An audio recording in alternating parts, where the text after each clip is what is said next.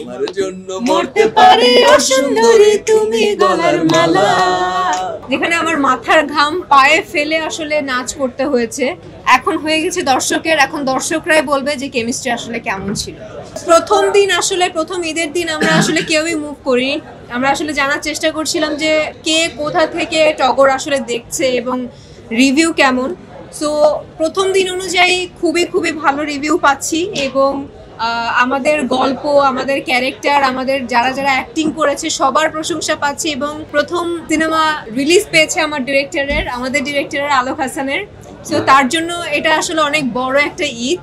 So সব মিলে খুব খুব খুব ভালো সাড়া পাচ্ছি। আজকে দ্বিতীয় দিন সিনেপ্লেক্সে শুনলাম হাউসফুল যাচ্ছে। We are really very grateful to you guys. খুব ভালো সাড়া পাচ্ছি মিনস এটা গতানুগতিক কথা হয়ে যায়। খুব ভালো সাড়া পাচ্ছি কারণ লিপস্টিকে আমাদের যেভাবে দর্শক দেখেছে তার পরপরই আসলে টগর সিনেমাটা করা। আমাদের প্রথম তিনজনের জুটি হিসেবে, তিনজন পেয়ার হিসেবে কাজ করা হয় নাকফুলে, যেটা আসলে রিলিজ হয়নি।